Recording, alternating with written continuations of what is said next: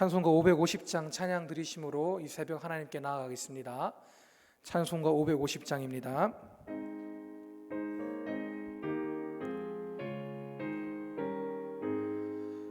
시온의 영광이 빛나는 아침, 어둡던 이 땅이 밝아오네. 슬픔과 애통이 기쁨이 되니 시온의 영광이 비춰오네.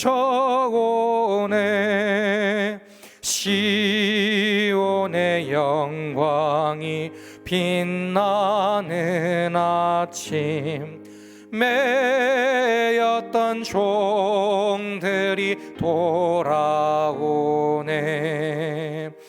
오래전 선지자 꿈꾸던 복을 만민이 다 같이 누리겠네.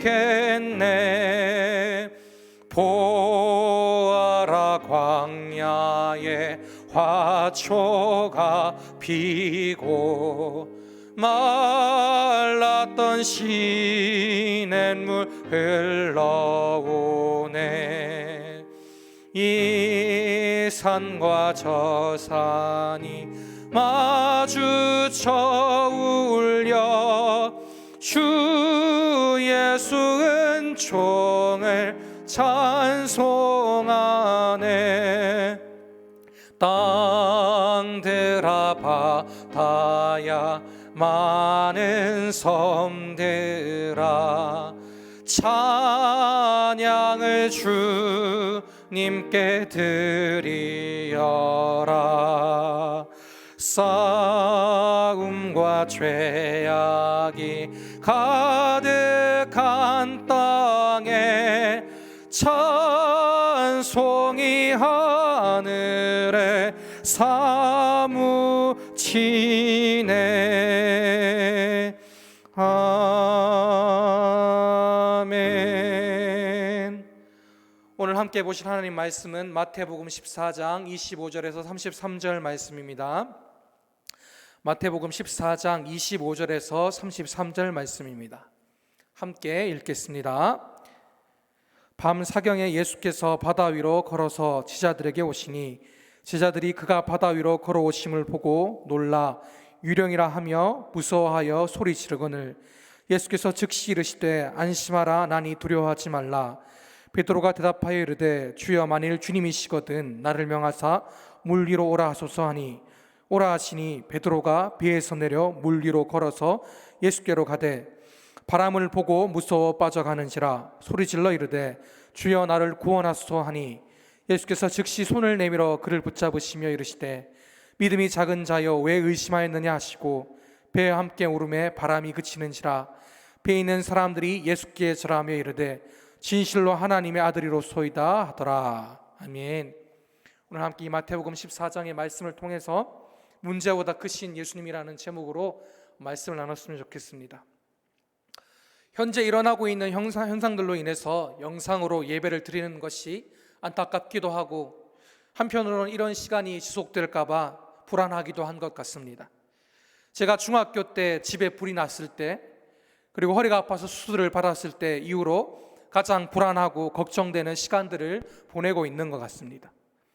우리는 세상을 살면서 우리가 해결할 수 없는 많은 문제들을 만나곤 합니다.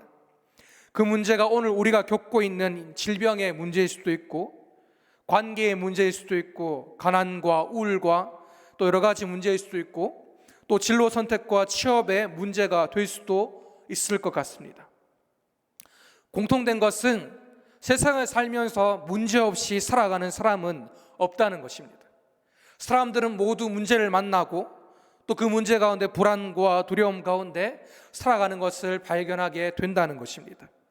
나는 아무 문제가 없고 풍족하고 두려운 것이 없다라고 이야기하는 사람들조차 자신이 해결할 수 없는 문제를 만나거나 생명과 직결된 상황에 놓이게 되면 불안해지고 두려워할 수밖에 없는 것이 연약한 사람이라는 존재입니다. 사실 우리가 겪는 이 코로나라는 문제도 우리의 힘으로 해결할 수 없는 문제이고 생명과 연관된 문제이기 때문에 사람들이 이 문제에 꽁꽁 묶인 채로 불안해할 수밖에 없다는 사실을 우리가 발견해야 하는 것입니다. 그렇다면 우리가 인생에서 만나는 크고 작은 문제들 속에서 우리는 어떤 자세로 살아가야 할까요? 문제가 찾아올 때, 걱정이 되고 불안할 때 우리는 어떻게 해야 될까요? 그냥 걱정만 하고 빨리 이 일들이 지나가기를 기다리는 것이 정답일까요? 오늘 그 정답을 우리가 풍랑을 만난 제자들을 찾아오신 예수님을 통해서 발견했으면 좋겠습니다. 오늘 본문에서 예수님은 사역을 마무리하신 뒤 제자들을 먼저 호수 건너편으로 보내시고 혼자 기도하러 산으로 가십니다. 밤사경, 그러니까 새벽 3시에서 6시 사이에 제자들은 거세는 풍랑을 만나 어려움을 당하고 있었습니다. 바람이 불고 파도가 치고 배가 뒤집어질 것 같은 어려운 상황 속에서 제자들은 두려움에 빠져 있었습니다. 그때 예수님은 놀랍게도 물 위로 걸으셔서 제자들을 찾아오십니다. 제자들은 물 위로 걸어오시는 예수님을 발견한 후 더욱 깜짝 놀라 두려워합니다. 두려워하는 제자들을 향하여 예수님께서 안심하라, 나니 두려워하지 말라라고 말씀하십니다. 예수님의 음성에 베드로는 정말로 주님이시라면 나로 물 위로 걸어가게 해달라고 요청합니다. 예수님은 베드로에게 걸어오라고 말씀하십니다. 놀랍게도 정말로 베드로는 물 위로 걸어가기 시작합니다. 그러나 곧 거센 바람이 불어오고 마음에 의심이 생긴 베드로는 물속으로 점점 빠져갑니다. 예수님은 소리치는 베드로의 절망을 들으시고 베드로에게 손을 내미사 그를 건져주십니다. 그리고 이렇게 말씀하십니다. 믿음이 작은 자여 왜 의심하였느냐.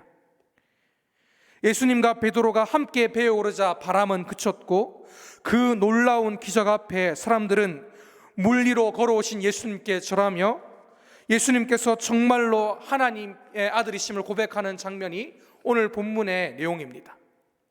오늘 말씀은 우리에게 물 위를 걸으시고 바람을 잠잠하게 하신 예수님께서 정말로 하나님의 아들이시라는 사실을 우리에게 가르쳐 줍니다. 그리고 그 전능하신 하나님의 아들이 거센 풍랑을 만난 우리를 먼저 찾아오시고 끊임없이 찾아오셔서 일으켜 세우시고 믿음이 없어 절망하는 우리를 포기하지 않으시는 분이시라는 것을 우리에게 가르쳐 줍니다. 인생을 살면서 사람들은 누구나 문제를 만납니다. 그리고 불안해합니다. 예수 그리스도를 알지 못하는 자들은 그런 인생의 문제 앞에서 두려워하며 멈추지 않는 절망을 반복하며 그렇게 살아갈 수밖에 없는 것입니다.